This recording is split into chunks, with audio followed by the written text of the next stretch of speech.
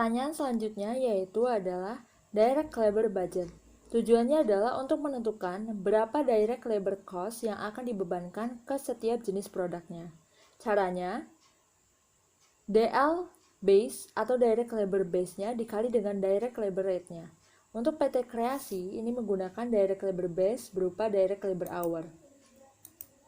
Sehingga dalam schedule direct labor budget dibagi menjadi produk A dan produk B untuk menentukan direct labor cost masing-masing. Caranya adalah yang pertama menentukan total direct labor base-nya dulu, yaitu direct labor hours-nya untuk memproduksi seluruh produk, baik produk A maupun produk B.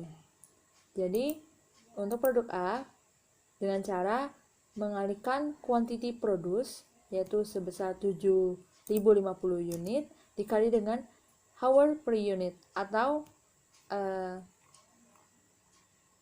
jam tenaga kerja langsung yang diperlukan untuk memproduksi 1 unit produk A, yaitu 2,5 jam pengerjaan. Sehingga total hour required-nya adalah 7.050 dikali dengan 2,5 jam, sehingga menjadi 17.625 jam pengerjaan.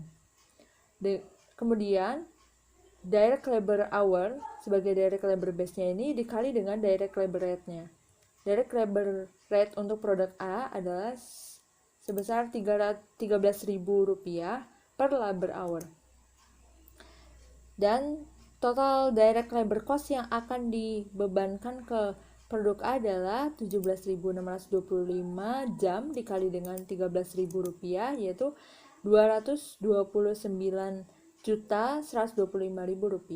Untuk produk B, perhitungannya sama saja, mulai dari quantity produce, yaitu 10.800 unit dikali dengan hour per unitnya. Menurut data di manufacturing data, direct labor, yaitu untuk memproduksi 1 unit produk B dibutuhkan 3 jam pengerjaan.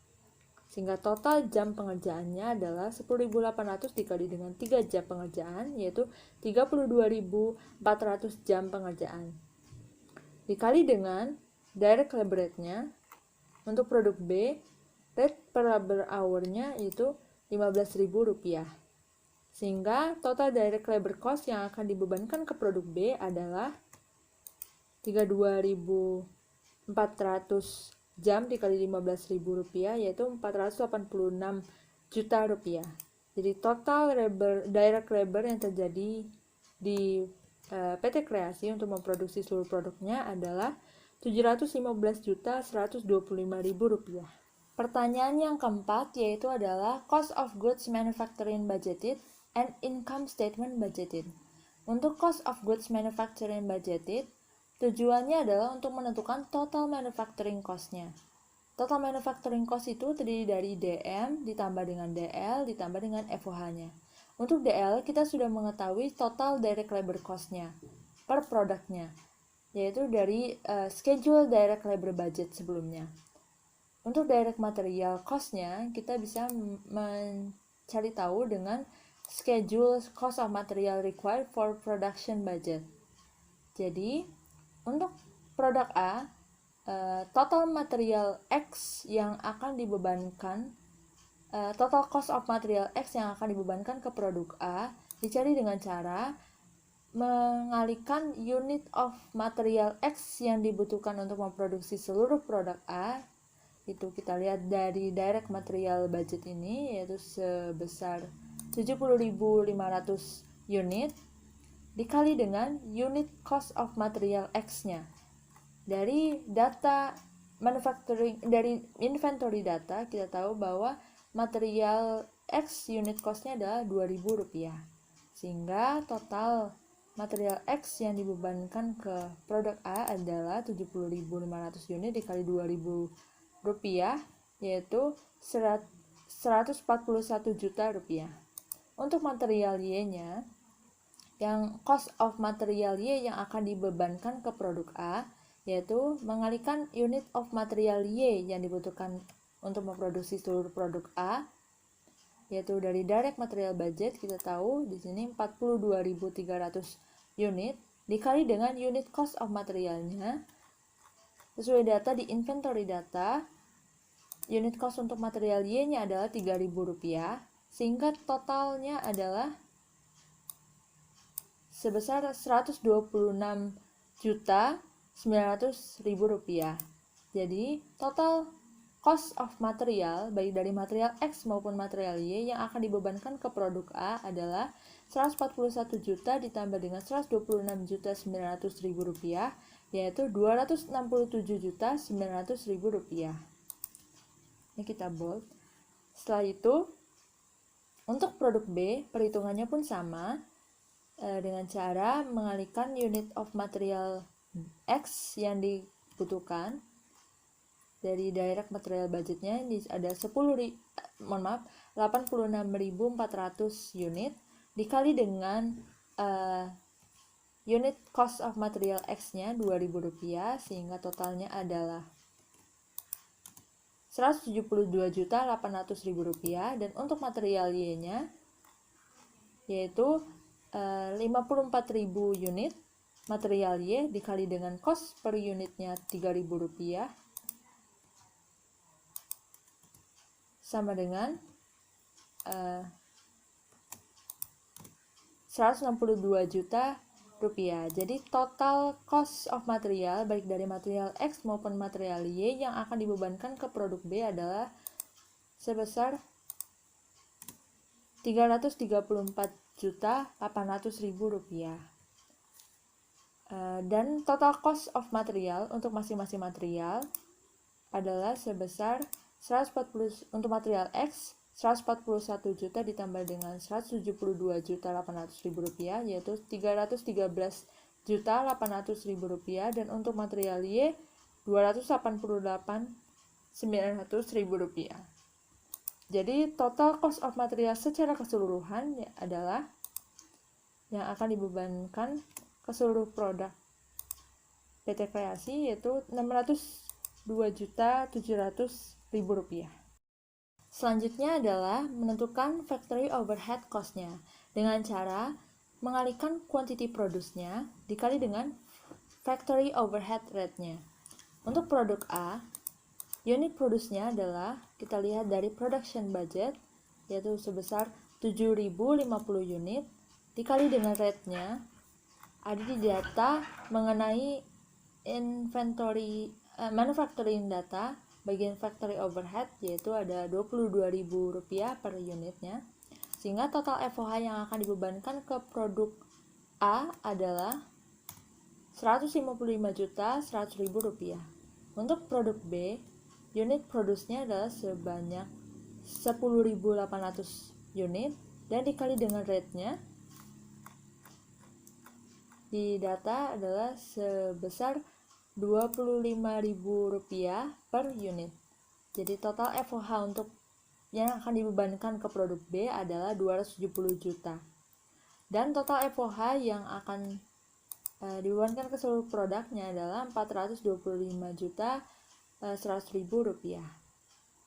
Selanjutnya, menentukan cost of goods manufacturing atau total manufacturing cost-nya karena kita telah mengetahui direct material, direct labor, dan factory overhead cost-nya.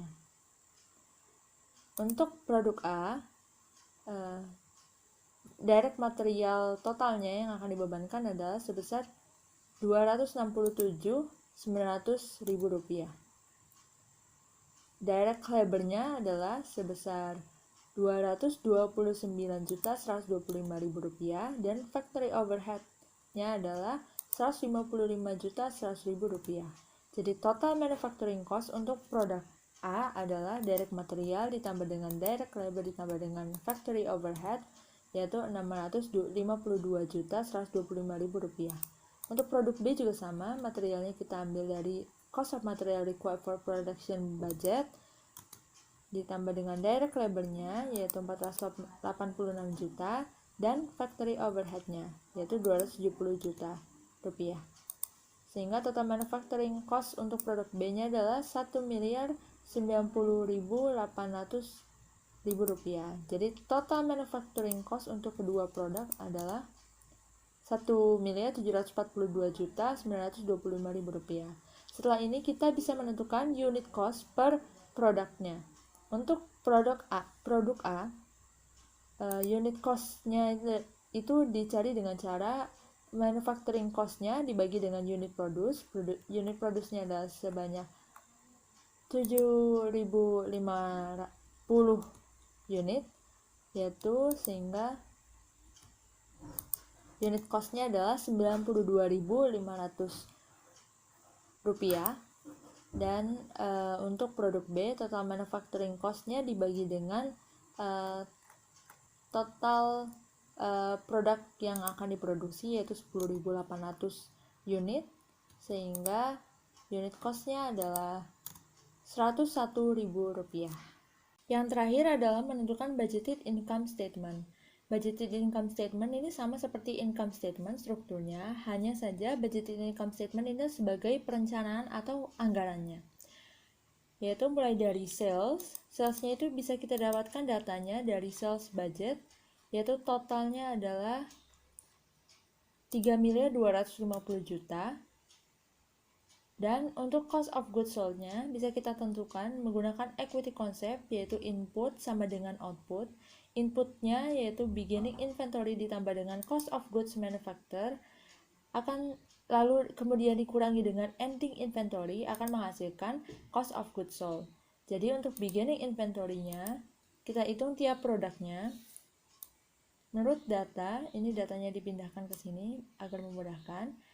Untuk produk A, unit in beginning-nya adalah sebanyak 150 unit dikali dengan unit cost-nya yaitu Rp87.500. Untuk produk B, unit in beginning-nya adalah sebanyak 350 unit dikali dengan unit cost-nya yaitu Rp95.000. Jadi total unit in beginning-nya adalah produk A ditambah dengan produk B yaitu Rp46.375.000. Selanjutnya ditambah dengan cost of goods manufactured yang didapat dari total manufacturing cost pada periode yang akan datang. Selanjutnya, beginning inventory ditambah dengan cost of goods manufactured akan menghasilkan cost of goods available for sale sebesar Rp1.789.300.000. Lalu kemudian dikurangi dengan ending inventory-nya. Ending inventory-nya terdiri dari dua produk, yaitu produk A sebesar unit in ending-nya diketahui 200 unit dan dikali dengan unit cost. Unit cost yang dipakai adalah berdasarkan biaya produksi yang akan terjadi di periode ke depan, yaitu periode Juli sampai dengan Desember 2020. Bukan menggunakan unit cost yang ini karena ini adalah unit cost untuk atas biaya produksi yang telah terjadi di periode sebelumnya, yaitu bulan Januari sampai Juni. Jadi dikali dengan 92.500. Dan untuk produk B, unit in ending-nya ada 150 unit dikali dengan unit cost-nya yaitu Rp101.000. Sehingga total dari ending inventory-nya adalah Rp33.650.000. Sehingga cost of goods sold-nya dikurangi dari cost of goods available for sale dikurangi dengan ending inventory, yaitu sebesar Rp1.755.650.000. Sales dikurangi dengan cost of goods sold menghasilkan gross profit. Lalu operating expense-nya kita masukkan, diketahui di soal yaitu 650 juta. Dan net income dari budgeted income statement ini sebesar Rp844.350.000. Jadi ini adalah hasil dari budgeted income statement-nya. Sekian pembahasan soal UTS akuntansi biaya kedua tahun 2019-2020 mengenai budgeted 1 income statement. Terima kasih.